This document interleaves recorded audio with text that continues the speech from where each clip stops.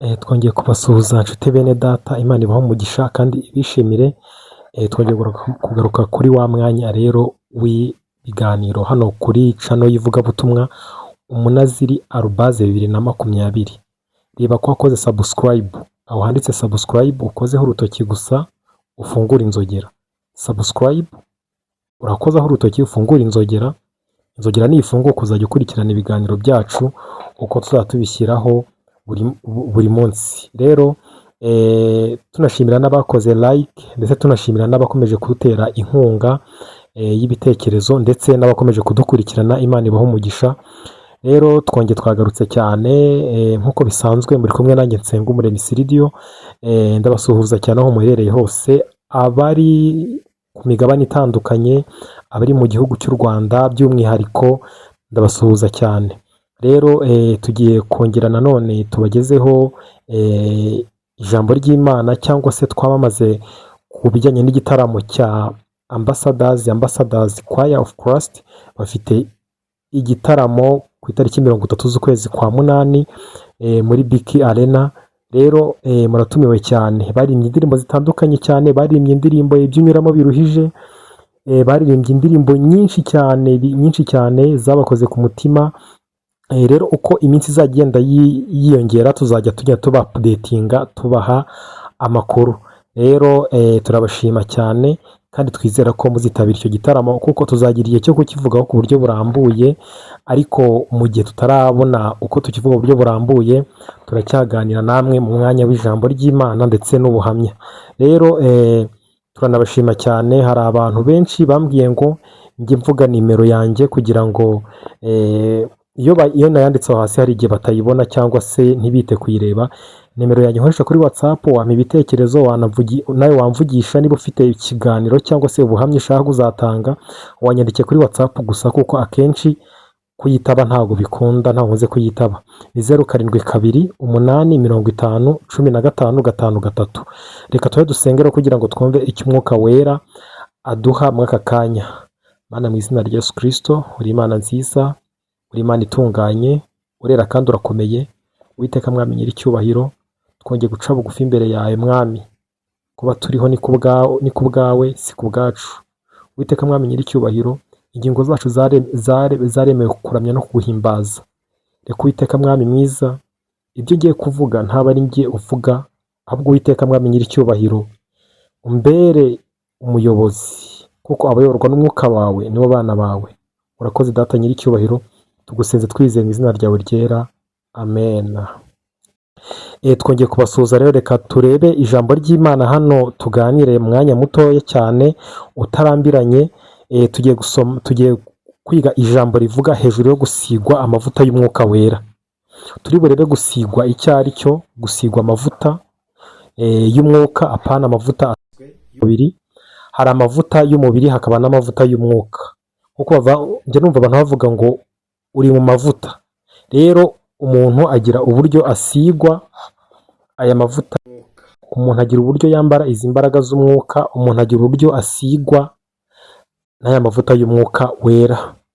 Reka dusome rero insanganyamatsiko dufite iravuga hejuru yo gusigwa imbaraga amavuta y'Umwuka Wera. Reka dusome rero aho twateguye kugira ngo dutangire tubageze ijambo ry'Imana. Turasoma hano mu Itangiriro igice cya 37, umurongo wa 5 niho turatangirira, turageza no ku murongo wa 10. Ngo Yosefu arota inzozi, azirotorera bene se, barushaho kumwanga. Arababwira ati, ndabinginze nimwumve inzozi narose. Ngo twahambiraga imiba mu murima, umuba wanjye urahagarara urema, iyanyu miba ikikije uwanjye iwikubita imbere. Bene se baramubaza bati, ni ukuri wowe uzaba umwami wacu? Icyo nicyo bamubajije, ni ukuri wowe uzaba umwami wacu? Izo nzozi ze n'ayo magambo bituma barushaho kumwanga. Ku murongo wa 9 haranditse ngo yongera kurota izindi nzozi, azirotorera bene se ati, nongeye kurota izindi nzozi ngo izuba n'ukwezi n'inyenyeri 11 binyikubise imbere, azirotorera bene se. Nanone bene se aramucyaha ati, izo nzozi ni inzozi ki? Ni ukuri njye na nyoko na bene so tuzaza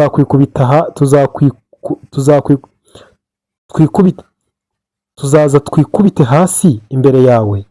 Bene se bamugirira ishyari, ariko se ajya yibuka ayo magambo. Amen. Iryo ni ijambo rya mbere. Ijambo rya kabiri tugiye turisanga muri Samweli.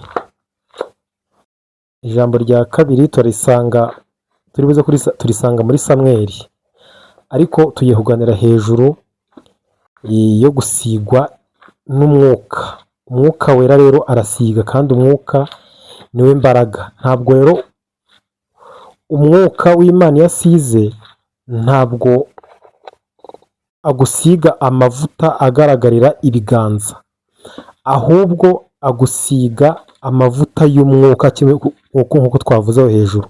Ntabwo rero ibikorwa bimwe byakozwe n'umwuka ntabwo bipfa kugaragarira amaso y'abantu, ahubwo bigaragara iyo bisohoye koko. Kuko turareba hano muri Samweli wa mbere, reka tuhasome muri Samweli wa mbere igice cya 16. Samweli wa mbere igice cya 16 kamare nihuse. Samweli wa mbere igice cya 16 nahageze. Samweli wa mbere igice cya 16 turahera ku murongo wa 11. Dusome mu izina rya Yesu Kristo. Haranditse ngo, Samweli abaza Yesaya ati, abana bawe naba? Aramusubiza ati, hasigaye umuhererezi, ariko aragiye intama. Samweli abwira Yesaya ati, mutumire bamuzane, kuko tutari bujye kurya ataraza. Nuko aramutumira, amujyana mu nzu. Yari umuhungu w'inzobe ufite uburanga kandi w'igikundiro.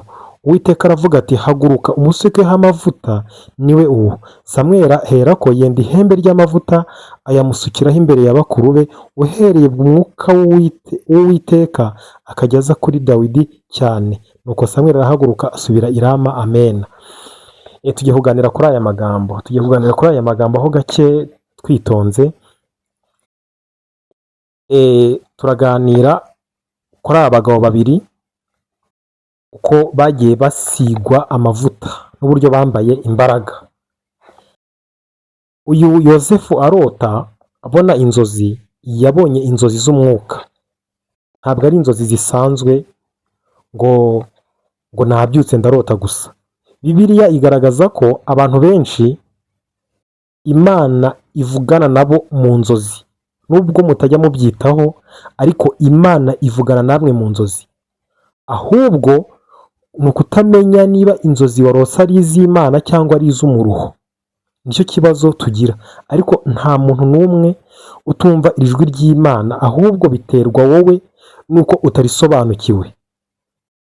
Uyu Yosefu abona inzozi yazibwiye bene se na se, ariko mu kuzibabwira we Reyeloma ntabwo yari azi icyo zisobanuye, kuko Yosefu yari umwana mu gakiza, yari akiri umwana mu buryo bw'umwuka, yari mutoya, yari atarasobanukirwa ibyo ari byo. Noneho azibarotoreye ngo bene se barushaho kumwanga. None se wasobanura gute ukuntu urota inzozi warangiza bene so bakahita bakwanga kandi warose? Ni ukuvuga ngo narose, ngo wenda narose imodoka, naguze imodoka, narose nambaye neza, mwe ugahita unyanga. Mbwira mu by'ukuri ni iki cyaba kikobaje ku buryo wumva unyanze?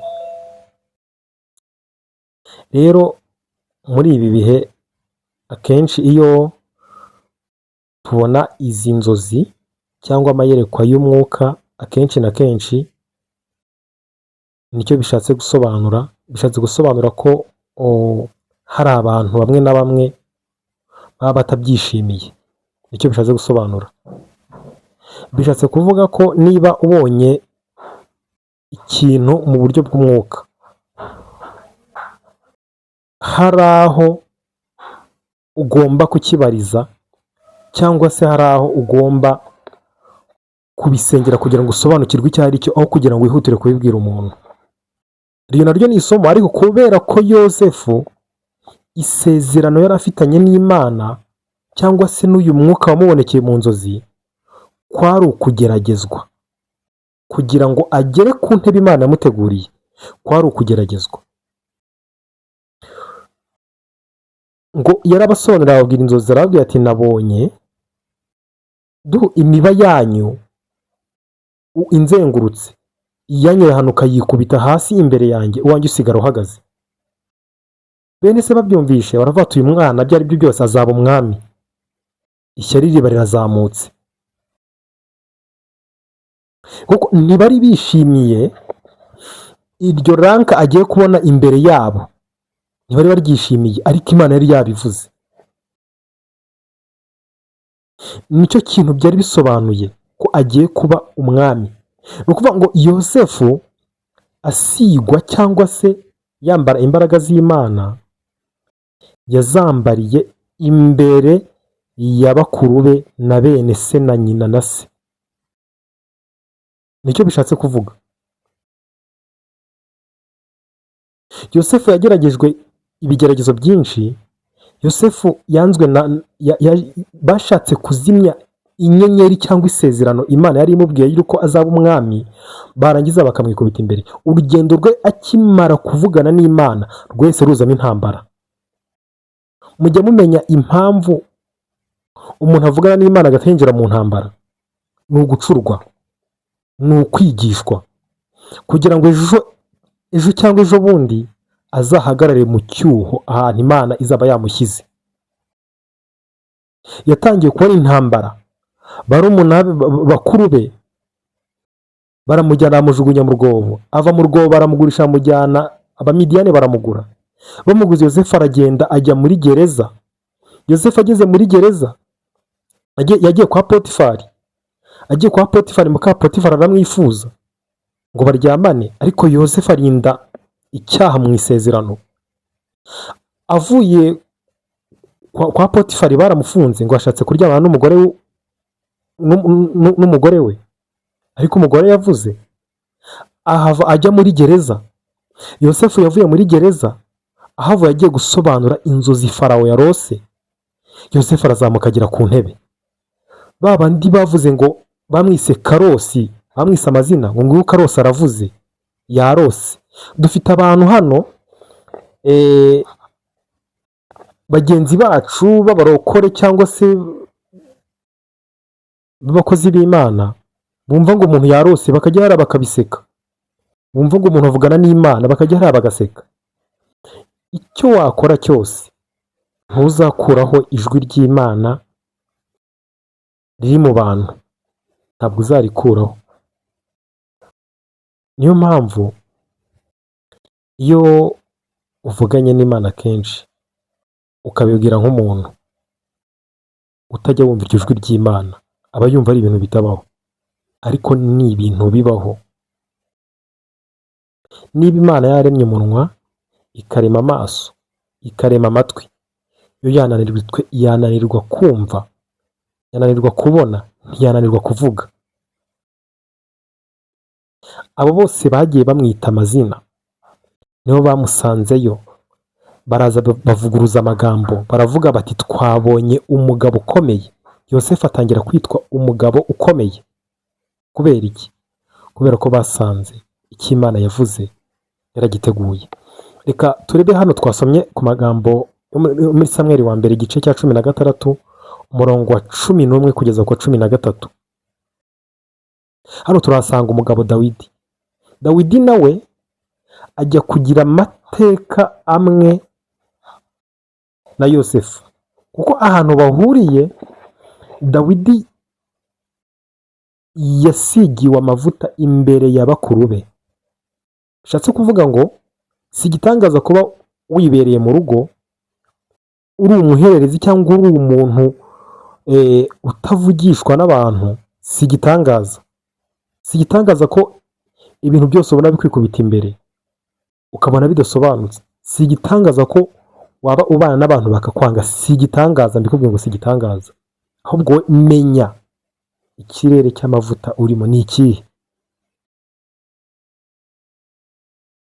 Dawidi yari umwana w'umuhererezi, ngo yibera mu ishyamba aragira intama. Abandi bari ingabo z'umwami, bari ingabo z'umwami. Tekereza Dawidi wiberaga mu ishyamba, abandi ari abasirikare mu gisirikare gikomeye cy'umwami. Dawidi yibera mu ishyamba, ariko Imana akaba ariyo ihamagara ikamuzana. Dawidi yimikiwe imbere ya bakuru be, abwirwa, asigwa ariya mavuta.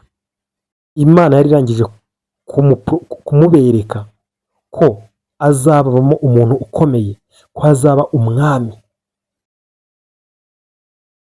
Yosefu nawe ziriya nzozi azibona, yazibonye ari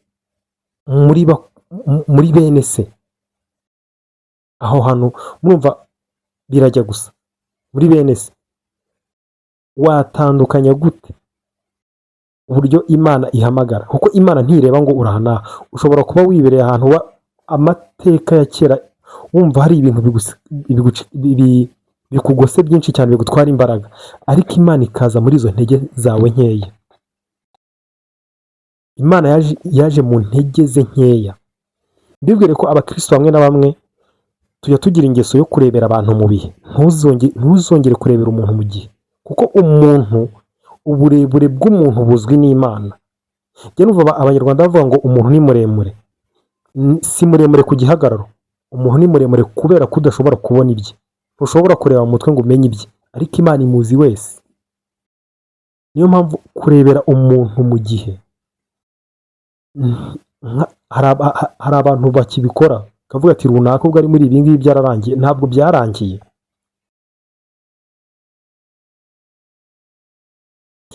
Imana ituma Samweli kwimika Dawidi, iramubwira iti genda ubahamagare bose, ubabwire ko uje gutamba igitambo.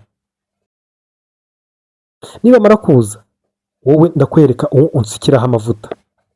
Bose baraza, haza bakuru ba Dawidi b'ingabo zikomeye.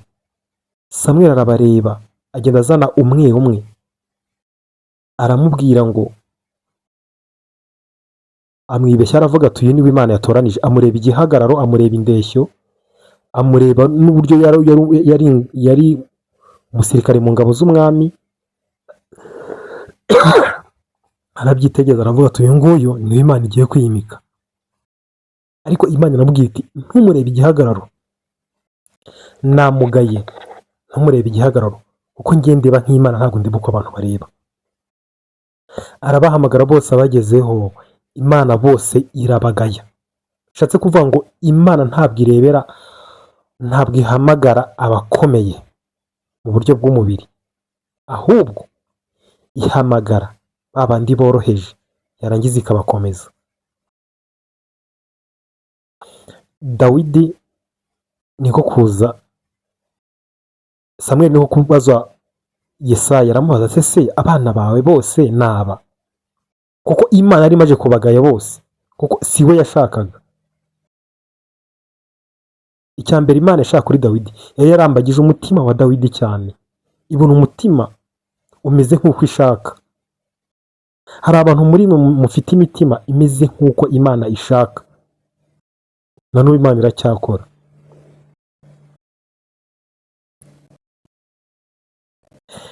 Imana irambagiza umutima wa Dawidi, naje kurambagiza umutima wa Dawidi, ishima umutima, ndetse Imana ishima n'uburyo Dawidi yabanje kumutoza akiri umwana, kuko yabaga mu ishyamba aragiye intama, kandi muri izo ntama nta n'imwe yatakaye, nta n'imwe yazimiye. Imana ishima umutima wa Dawidi cyane. Nuko Samweli abaza Yesaya ati abana bawe nabo bose ko mbona nta n'umwe Imana yashimye.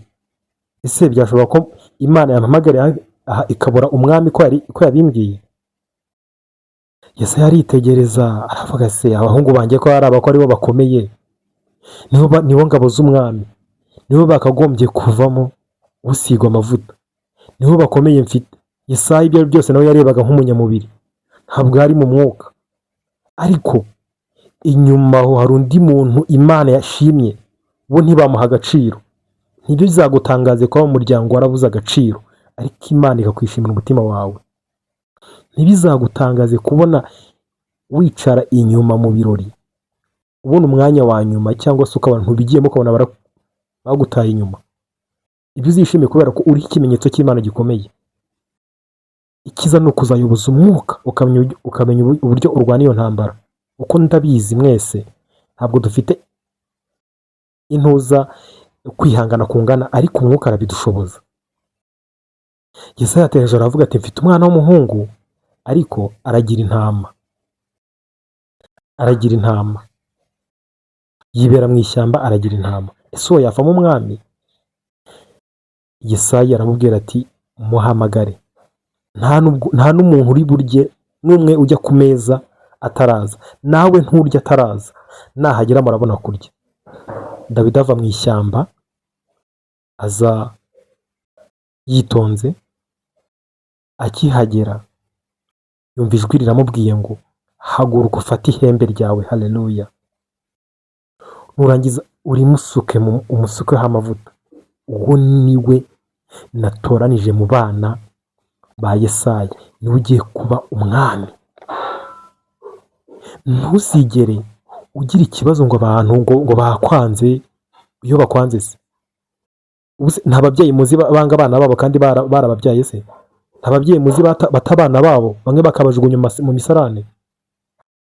Nyine ikizima ni uko ushobora kubaho abo bantu batariho. Kandi ikindi, nta nubwo abantu bapfira rimwe. Ashobora gupfa uyu munsi ukazapfa hashize imyaka wenda 70. Ntabwo muzajyana. Mwavuye inda imwe ariko ntabwo muzajyana. Hoya, buri muntu agenda ukwe. Dawidi asukwaho amavuta imbere ya bakuru be. Icyo cyari ikimenyetso cyerekana ko uwo mwana azakomera imbere y'amaso yanyu.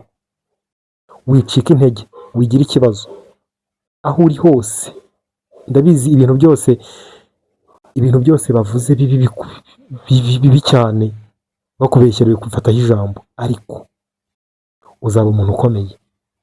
Ngo Dawidi afata Samweli, gafata ihembe ry'amavuta arimera Dawidi mu mutwe, ngo guhera ubwo umwuka w'Uwiteka Imana gatangira kumugendaho. Imana ishimwe rero kandi yahabwa icyubahiro.